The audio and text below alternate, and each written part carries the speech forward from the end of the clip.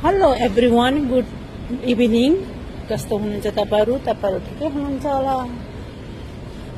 म चाहिँ ड्युटीबाट अघि आएर फ्राई राइस खाँदैछु। हेर्नुहोस् है, फ्राई राइस थाकेर आएर चाहिँ म फ्राई राइस खाँदैछु ड्युटीबाट आएर। तर अघि नै खाएको है, अहिले होइन। अन्त हजुरहरू के गर्दै हुनुहुन्छ? हजुरहरू ठिकै हुनुहुन्छ होला आशा गर्दछु। सन्चै हुनुहुन्छ होला सबैजना। अन्त दिवाली पनि सकिहाल्यो।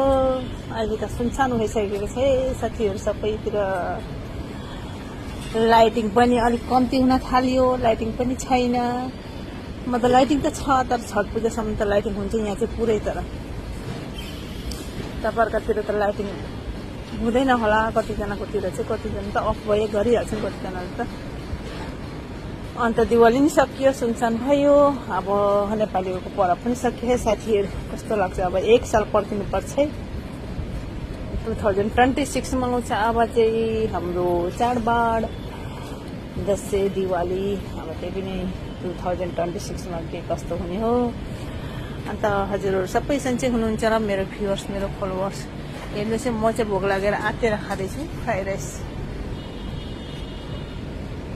फ्राई राइस नि अब केही नहालिकन त्यसै मैले नर्मल बनाएको फ्राई राइस।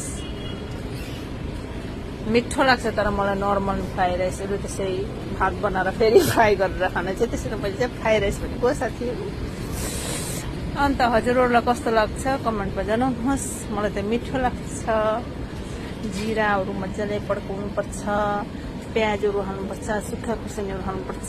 अन्त अचार चाहिँ थियो मेरो, त ट्युबको सानो ट्युबको अचार थियो। त्यो अचार नै के को भन्नुहोस् त, के को लसुनको अचार थियो। लसुनको अचार को कसलाई मनपर्छ कमेन्टमा जनाउनुहोस्। मलाई चाहिँ टेस्ट लाग्छ लसुनको अचार।